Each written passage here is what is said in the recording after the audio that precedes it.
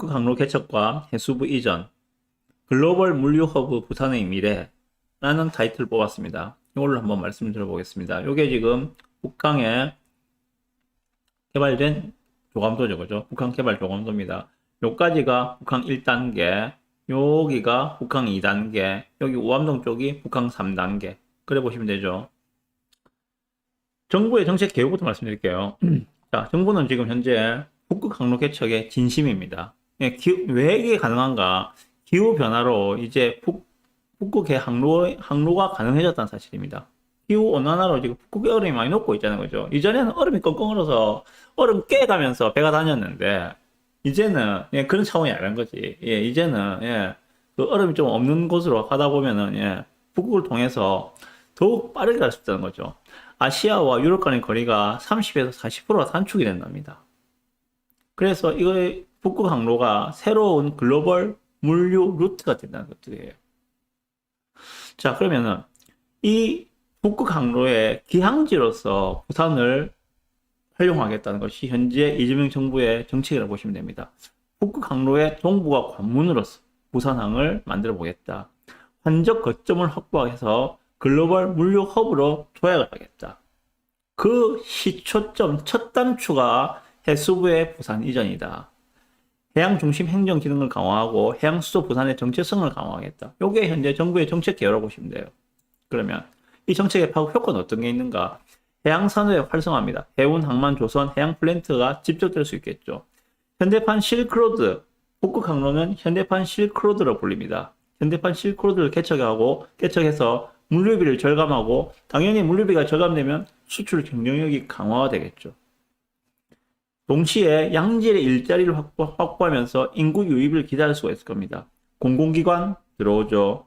공기업 들어오죠. 산하기관 들어오죠. 그렇게 기업이 해운선사 들어오면서 기업이 유치되면서 일자리가 증가하는 양질의 일자리가 증가하면서 인구가 유입될 수 있도록 할 것이다. 그래서 부산의 경제 중심축을 재편해서 신성장 동력을 확보한다. 요게 북극 항로 개척의 정책적 파급 효과라고 보시면 됩니다. 그러면 부산을 북극 항로의 기항지로 만들자. 그럼 어떤 현상이 나타나는가? 신항로 개척으로 물동량이 급증하게 되겠죠. 새로운 항로가 개척되는데 게다가 운송 비용도 싸. 당연히 그러면 물동량들은 모여들게 되겠죠. 컨테이너 물동량의 대폭 증가, 그리고 세계 1위 환적항인 싱가포르를 롤 모델로 유럽과 동북아를 연결하는 환적 허브항이 될 것이다.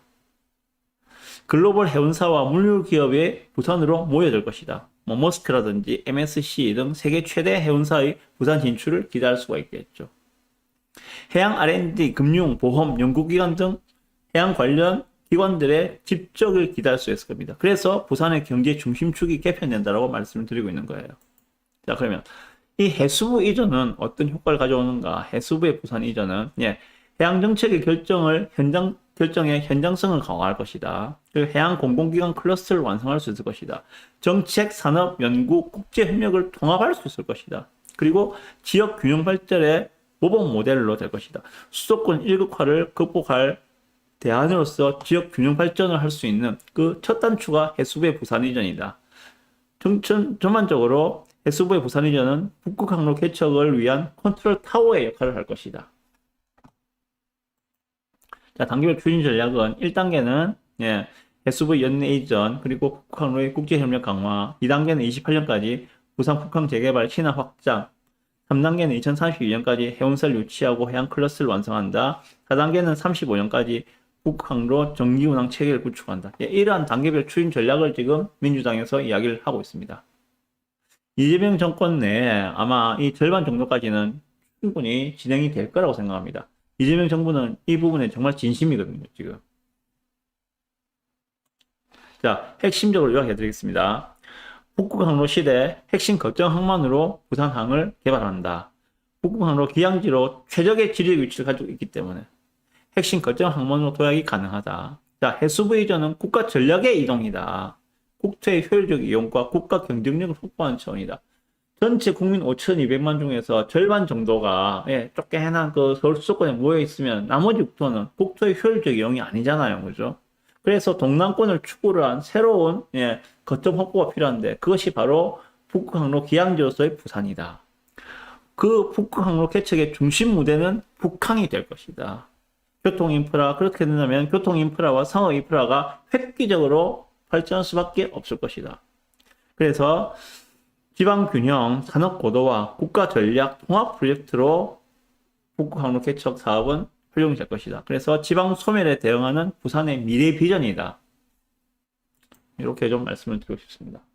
한마디로 말씀드리면은 부산의 경제 중심축을 개편하고 인구 유출로 야기되는 지방 소멸을 극복할 수 있는 부산의 신성장 동력이 바로 북극 항로 개척이고 북극 항로 개척의 기항지로서의 부산항을 만드는 것이고 그 첫 단추가 해수부의 이전이다. 좀 이렇게 보셔야 되고 그래서 정말 반드시 성공시켜야 하는 중요한 사업이고 정부가 나서서 판을 깔아주고 있는 그러한 상황이다. 라는 생각이 듭니다. 그래서 부산에서 투자를 검토하신다면은 최우선적으로 검토할 지역은 역시 북한 인근이 돼야 된다라고 저는 생각하는 사람입니다. 블랑서밋 74 완판되었다는 기사가 나왔죠, 그죠? 보시면은 블랑서밋 74가 완판되었다라는 기사가 나오는데 왜 완판되었을까요? 왜? 눈치 빠른 사람은 지금 이미 움직이고 있다는 그런 이야기를 보시면 됩니다. 그래서 북한은 이제 먼 미래의 청사진이 아니라 현재 진행형이고 한 발 한 발 그 행보를 나가고 있는 단계다라고 보셔야 됩니다.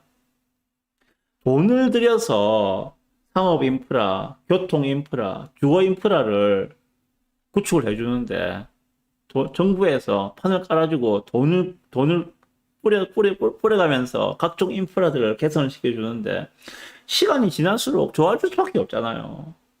그럼 투자자라면 당연히 북한부터 먼저 검토를 하시는 게 맞다고 생각합니다. 늘 말씀드리는 게 그런 거예요. 센텀시티가 현재의 모습을 갖추는데 20년 조금 더 걸렸습니다. 1995년도만 하더라도 센텀시티는 수영 비행장이었어요. 허허벌판이었거든요. 수영 비행장 허허벌판. 그 센텀시티가 20년 정도 지나서 2015년, 2020년 정도 되면서 현재 센텀시티 모습을 갖추었습니다. 20년 걸렸어요. 자, 현재 이 북항이 20년 뒤에는 어떠한 모습으로 바뀔 것인가?